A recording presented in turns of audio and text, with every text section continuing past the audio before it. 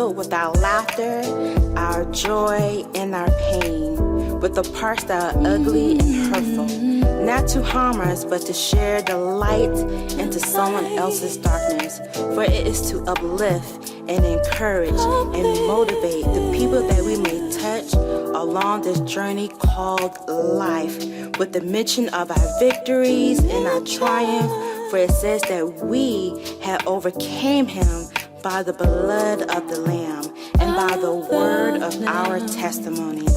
So never be afraid to reveal the pages of your story, for it is for me and you as sisters that we share and give God the glory. So let's talk. Let's talk. In victory we win. In victory we win.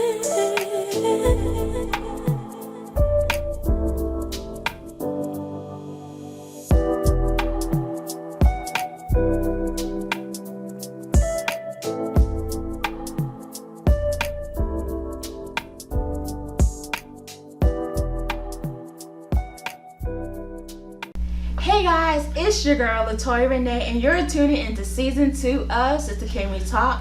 This show is an empowerment show that allows us to share each other's testimonies, to uplift us, to motivate us to believe in the impossible. I know some of us are going through things, we're going through trials, and we're like, God, I didn't ask to be in this. But sometimes God don't ask if he needs you to be in anything. He only gives us a decision each and every day if we're going to choose anger or love in the season that we're in. So today I'd like to welcome a special guest, my friend, Miss Angel Alexander. Thank you. I am so excited that you're here. I am so excited that you're here. I love your testimony, and when you was telling your testimony, it's a testimony about perseverance of love. Wow. Yeah. I love that. Perseverance of love. Oh, Yes. So go ahead and share your story, your testimony with us today. Oh wow, it's so much to tell. But Yeah. I got married young. Mm-hmm. I got married at the age of 20. My husband was 6 years older than I was, Mm-hmm. and he was a little bit more experienced. Mm-hmm. And so we both saved. Yeah. And somewhere in the middle of us being married, I said 3 years into the marriage, she backslid. Mm. And I don't know if anybody knows Yeah. what it's like to live with an unsaved husband, Mm-hmm. being so young. But an unsaved husband that used to be a preacher, Oh wow. it's a whole Another ball game. Yeah. Because first of all, I've seen God use him in ways that most people have never ever seen God move. Yeah. This guy was you talking about float in the prophetic. Yeah. He absolutely, he could walk in a room, Uh-huh. and I'm so serious, and God speak to him, and Just people fall out in. yeah. I seen God use him in ways where we were in Baxley, Georgia one Mm-hmm. time, and he took a rag and just started swinging around the power of God. Yes. He would just falling out in the spirit. Yes. I'm just like, I just seen God do a lot. Yeah. And so when he backslid, for me it was hard. Mm-hmm. As a matter of fact, that was, Did you see it coming? Him back? I did not. Yeah. I as crazy as that may seem, no, I didn't. Yeah. I didn't. And maybe because I wasn't street savvy, Mm-hmm. Yeah. if you will. It's a lot of things I did not see or I Right. did not know, and so often. And him then being a little bit older than you. Yeah. Yeah. And then he, like I said, he was hood. You know? he was street. I wasn't street. Yeah. So, but I do know this, and I say it so often. I believe that God had a strategic purpose for all of it. Mm-hmm. God knew that I probably couldn't handle the streets, Yeah. so He brought the streets to me. Yeah. Wow. So that I could be able to decipher, Yeah. or better yet, a lot of times we can see spirits and see demons, and we know exactly what to pray for. You could dress up in a hat and a nice suit, and I could still see certain spirits. Yeah. Yeah. And I think that's because, again, the streets were brought to me, Right. and the Lord allowed me to see Yeah. certain things. So Yeah. Yeah. You were saying that you guys went through a lot, and so you said a quote that a lot of people say that we say in the church and stuff like that. You said the same, which what goes in my house stays in my house. you said it cripples us from seeking help. It cripples us from becoming delivered. And I thought that was so profound because, you know, we as church folks, we don't really tell people, like, you know, this is really what's going on with me, because we're afraid that, you know, we might get looked a certain way. We might be afraid that, you know, are you really going to help me? So I thought that was really profound what you said about, you know, not really seeking help. For me, it was a dual thing. Mm-hmm. Because my husband was well known in the city of Jacksonville. Mm-hmm. His family is prominent in the church community. Mm-hmm. So it was more so of course, that cliche, what goes on in my house stays in my house, because that's what we've been brought up. Yeah. I mean, come on, most black communities in their homes, the first thing their mama tell them, what goes on in my house stays in my house. Right. And so we got acclimated to not saying anything for the simple fact, because what goes on in the house stays in our house for whatever reason it was for. Right. But mine was a duel, because I felt I had to protect him. Yeah. I felt like, okay, he is this preacher that I can't let anybody see his nakedness. Right. So I covered him. I protected him. If someone asked me where he was, I would do whatever, just to make sure that he wasn't tarnished in any sense. So when he got delivered, when he recovered, then no one would look at him in a strange way. It'll be like he's just coming forward. It brings me back to like what's so different in today's society. Like when you have a marriage or us, you know, a couple, whatever, women are so quick to put their husbands, their boyfriends underneath the bus and run over them and run back. It's no more taught about, you know, covering your husband. Yeah. So you have that sense and that knowledge that, you know what, even though what I'm going through it, but I, as his wife, know that he's going through something, and I need to cover him because it's our household. I felt obligated. Well, when I got married, I take everything serious when it comes to the things of God. Mm-hmm. Really, I joke a lot. I joke a whole lot. Mm-hmm. But when it comes to the things of God, I really take those things serious. And I didn't feel like I was standing before a church or my mom or dad or family members. I felt like I was standing before God when I said, for better or for worse, the sickness and health, to death do us part. I really took that serious. Mm-hmm. So for me, I felt an obligation because God entrusted me with this man of God. Yes. I felt like it was a privilege to have a man of God as a husband. Yeah. You know, I got to share the vision. I got to hear what God said to him first. You know, I just felt like it was an absolute privilege. So I felt obligated to cover him. Yeah. And I did that. And if anybody know me that's watching, they would tell you I did that to the bitter end. Yeah. And I mean to the bitter end. Yeah. And even now, it's some things I would never share because we have children. Yes. He's not here to defend himself. Yes. And you know, it's although it's truth. Right. It's just that I feel that everybody has an opinion on how things has happened. So but I covered him to the bitter end because I felt obligated to do so because he was my husband. Yeah. And at the end of the day, regardless of what's going on, he was my husband. I'm not telling anybody if somebody's beating your brains out to cover for them. That's not what I'm saying. I'm saying little things that we don't have to really mention. I learned something quick. I remember me wanting a dress. Okay. I wanted a dress so bad, and this dress was in it wasn't Dillard's at the time, it was Maison Blanche. Okay. And I wanted this dress. This dress was like almost $300. It was on sale. Jesus. Yeah, I wanted that dress. I wanted that dress bad. So I'm in the like, can we get this dress? Yeah. He's like, no. Right. I'm like, what? $300. Can I have that dress? He said, okay, do you want the dress? Do you want a license plate? Hello, somebody. Okay, so what I did is I called mom and daddy. Yeah. Ooh. Because mom and daddy gonna get me that dress. Because they had credit cards. So my daddy said to me, no, you have a husband. Yes. But in turn, it flipped really bad because now my dad is looking at him as if, and I know there was a dress that I probably didn't need, but my father's looking at him like, okay, why can't you do what we're doing? Oh, yeah. So now it flipped to like, okay, is he able to really provide? See, let me tell you what happened. So I learned a lesson, Lord. Yeah, you learn those lessons fast, don't you? Okay, I learned a lesson that what goes in your stays in your house, but to the point where if you're having an argument or you having a disagreement in your relationship, that it's quick for us to go to mom and dad and say, hey, such and such, da da da da da da da. But we can get over it. But mom and dad, look at him. Girl. Look, they be mad about that thing for 5 years. I said, Mom, can we please get over that? It was, you know what I'm saying? And it was just a dress. But to my daddy, right. It was provision. It was a dress that I did not need. Right. In my dad's eyes. Yes. Oh, no. Yes. No. What? So what's going on? Why can't you pay for this $300 dress? That she does not need. That she does not need. Right. And so it kind of drew a rift. So between my family, my dad and him with that. Because my dad felt like, okay, I gave you my daughter to provide for her. And again, I did need the dress. Yeah. And that's just to show you how the enemy use little things to creep in and now can destroy a whole family. Yeah.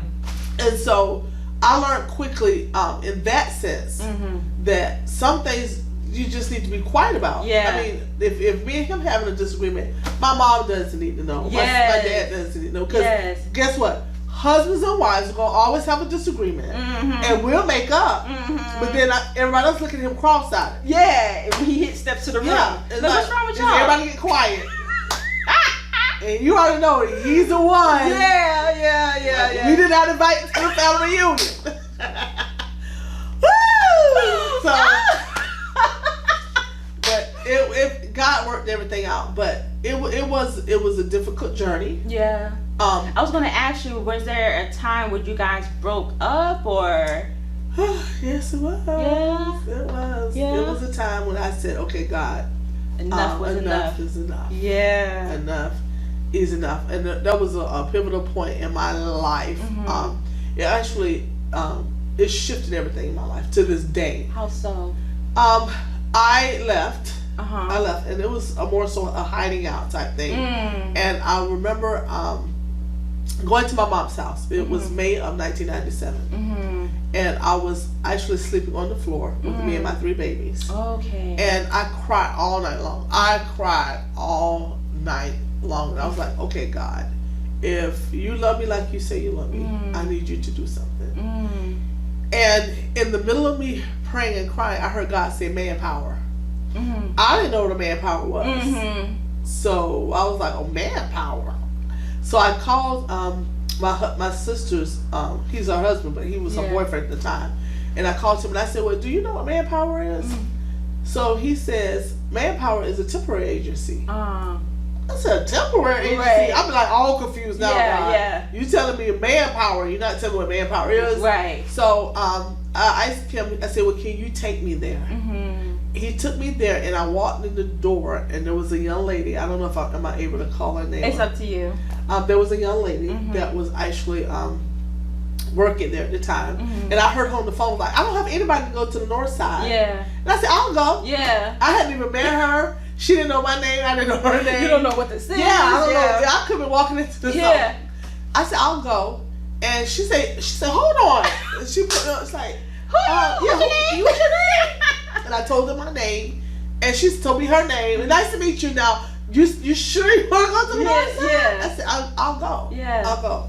And I got there, and I was actually the office manager for Hunt Wesson, the warehouse, and it was 16 men and me. Wait a minute. Okay. By yourself, Lord. Okay. Yeah, 16 men and little old me.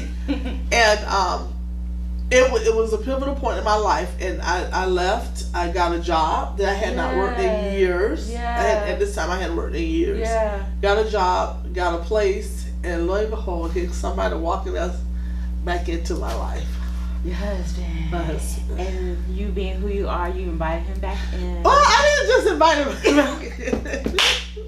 I didn't just invite him back in. What happened was actually I didn't know he was even living next door with my best friend. Like next door, like you step outside next door? Yeah. like really was some apartment complex. Yeah. Literally next door. Yeah. And that's where he was living. And I was God just fixed it where I got childcare. Everything just worked out. It was like a domino effect. Boom, boom, boom, like God said, okay. When God said He's your provider, Yeah, that's He what was truly. It still is. Okay. It still is. But he was truly my provider. I mean, he opened up a door.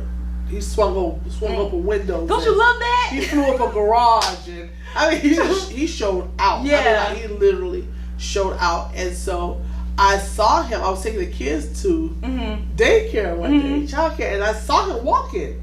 I was like, what the? What? No, God, it couldn't be. And so I went on about my daily business. Yeah. And so back then it was *69 if you called somebody. I wonder if that still works. I don't know.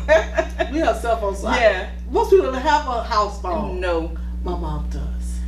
My mom does too. That's Yeah, bad. my mom. Lord have mercy. She had that number for like 60-some years. Yeah, help them, Jesus. Yeah. So my daughter called my mother-in-law, and he *69 us back. And found you guys. Yeah. Wow. Yeah. And yeah. So was that? I know you guys was not going back and forth, but you broke up with him a couple of times. Tell me about the last time. The last time that it wasn't so much of a break up versus okay, God, what is this? Right. I never will forget it. He was bathing the kids because he was really when he was great. He was great. He was phenomenal. He really was, and I think that's what drew me to him, and especially the fact that he could sing too. And he had deep dimples and light brown eyes. Did I say all of that? Okay, I think I left that part out. Yeah, you did. He was very nice looking. Yeah. But he was a family man, and he was getting the kids ready, and some things transpired. I don't know what happened, but we ended up getting into an altercation, and he slapped the taste out of my mouth. What? He slapped me. He slapped me hard. And I was like, what in Yeah. And next thing I know, I had a phone cord wrapped around my neck. Oh, wow. And I literally knew that this was the end of me. Wow. And what saved me is my daughter walked in the room, and she said, "Daddy, please don't hurt mommy." And all I remember is him dropping the phone and running out the house. And it was so crazy because I laughed. Wow. I literally laughed. Yeah. And I said, okay, God, the ball is now in your court. Yeah. What are you going to do? Ooh. And because I had been faithful. I honored what my vows. I did everything that I thought was required of me as a woman of God. Yeah. Okay, God, I've done my part. Yeah. So what are you going to do? Yeah. Yeah. And so, believe it or not, he walked out the door. Not even 30 minutes later, he was arrested for what I don't know. And that's where God gave him another transformation. And when I mean transformation, he rededicated his life back to Christ on a whole nother level. At that time. Yes. He gets out, and life was awesome. Yeah. It was everything was great. I mean, like literally everything was really, really great. And then he gets killed. Wow. And I was so angry with God. Yeah, you said you felt cheated. I did. I felt absolutely cheated. Yeah. And I went through all of these different types of emotions. I can remember it was a Tuesday. It was a Tuesday. I was in church worshiping God on a Tuesday, and my brother-in-law. It's like God strategically set this up. I never called my mom and say, "Listen, this is where I'm going to be." Right. That Tuesday, I called her and said, "Listen, I'm going to be at church." Yeah. My sister's husband, which was a pastor, they have a church in Gainesville. They didn't go to church that night. Okay. They canceled church. Uh-huh. My in-laws that would have been in church, it's like everybody stayed home. Yeah. And was strategically in place. Yeah. And so when they got the call, it was like a domino effect. The same key players that would have normally been in service, right, when they were been able to get the call, they were all home and was able to get the call.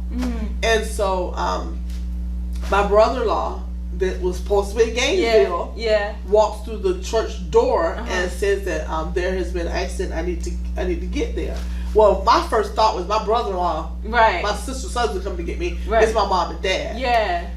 And so he walked out. He said that Sam had been in an accident. And Sam was my your husband. Yeah. He never said what kind of accident. And God being so strategic again. I remember riding to the hospital, and the Lord spoke to me and said that he had been shot. Wow. And he had been shot in the chest. Right. So I had my kids with me because we were in church, and it was my sister, husband, and they were in the front seat. Yeah. And so I told my sister, I said, Sam has been shot in the chest. She's like, no, he has. You got to believe God. And da, da, da, da. I said, no, listen to me. I'm telling you what the Lord is saying to me. Right. And we got to the hospital, and it was so crazy because there was a bug that was on the ground that was actually dying. He was in the process of dying. Yeah. And my daughter looked at the bug, and this was just so crazy. She's like, oh my God, the bug is dying, and he has no one with him. And I said, what? She said, Mama, the bug is dying, and he has no one with him. Yeah. And I never, so I went on in the hospital, and this man, I promise you, this man runs up to me and he says, Angel, Alexander. I said, yes. He said, we need you on the second floor. I said, first of all, how do you know I'm Angel Alexander? Let's start there. Yeah. How do you know I'm Angel Alexander? And you come from nowhere. And so I said, okay. Got on the elevator. This whole time on the elevator, I told my sister, I said that he's been shot in the chest. She still said no. Literally the doors flies open, and it says cardiovascular floor. Wow. So how did you say you felt it cheated at that moment? I was angry with God because here it is that he had got himself together. He was focusing on us and the family, and then you take him. Okay. Right. I need to hear the plan by now. Right. I understand your purposes, but this right method, now I don't get it. Yeah, this method is not working for me. Right. So I need you to explain this method to me, God. And it wasn't until after I buried him that the Lord said, I already showed you this. I had a dream, 3 dreams.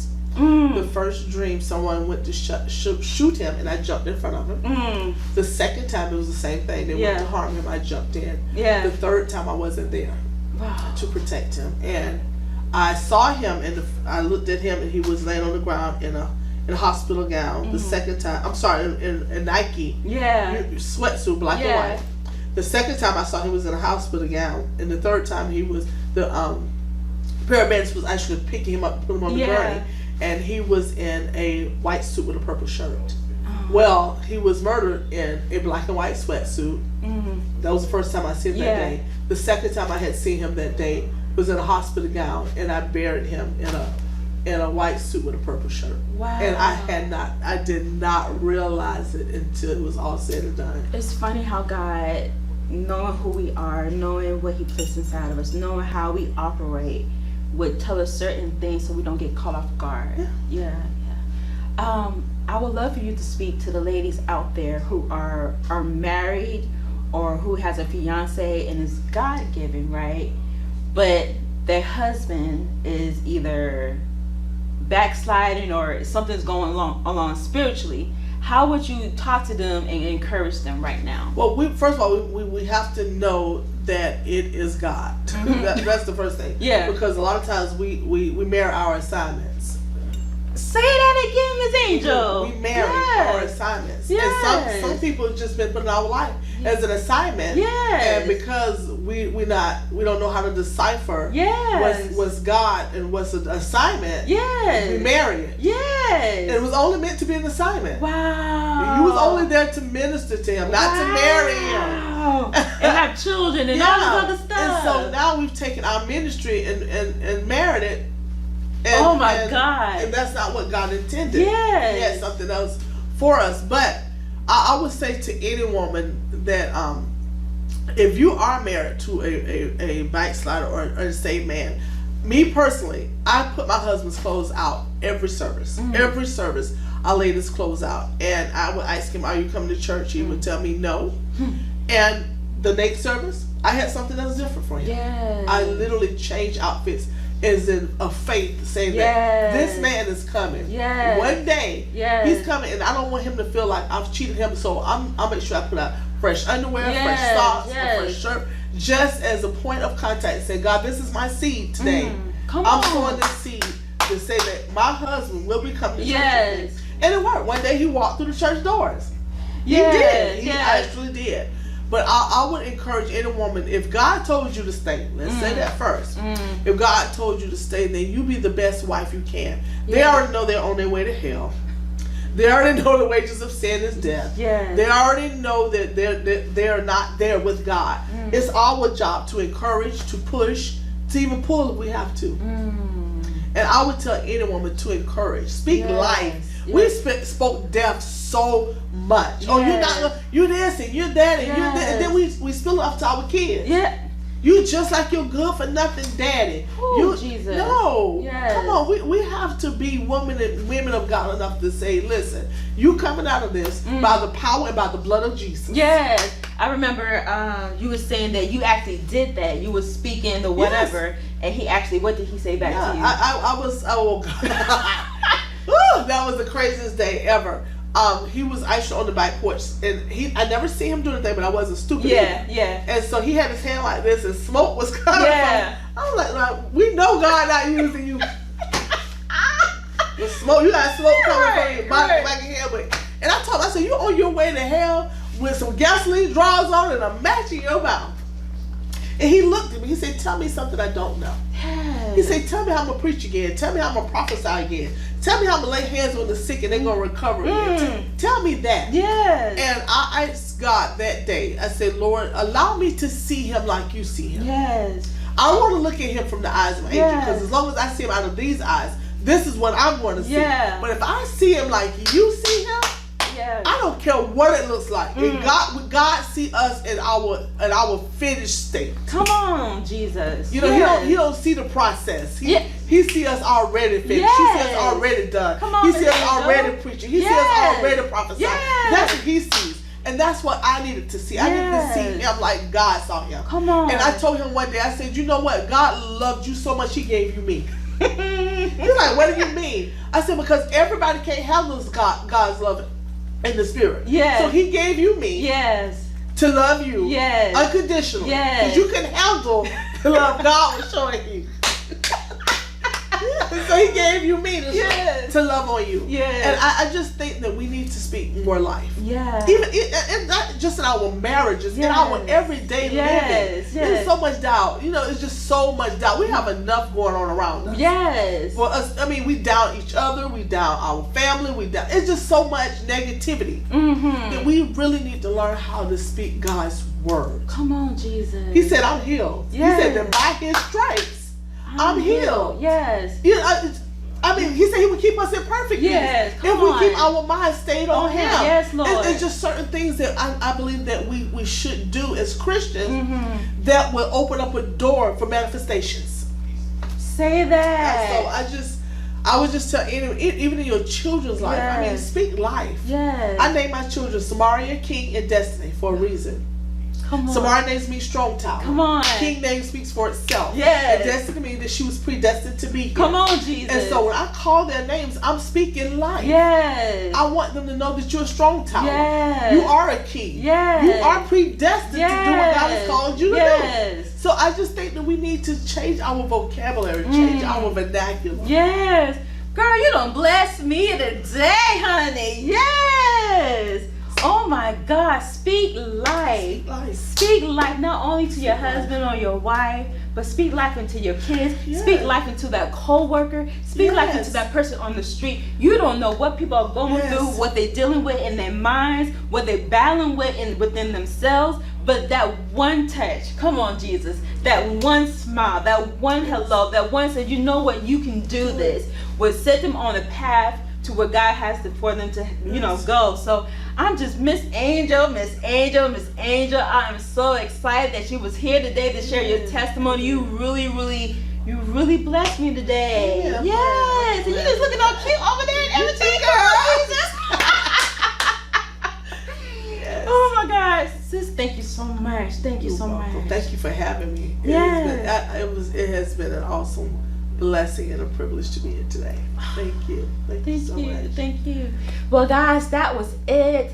I hope you enjoyed her testimony just like I did. I hope you begin to speak life into each other. Speak life into that person that you'll meet, that you will one day touch. And that's what God wants us to do. He wanted us to walk in love. Yes. Come on, Jesus. Not to walk in anger, not to walk in hesitation or anything like that. He wants us to walk in love. So God, we thank you on this day. Hallelujah. We thank you for your mercy and your grace, God. We just thank you for being who you are, God. Yes. And guys yes, out there, until next time, remember to pray, love, and be that beacon of light for the world to see. Amen. Bye. Let's talk. In victory we win. In victory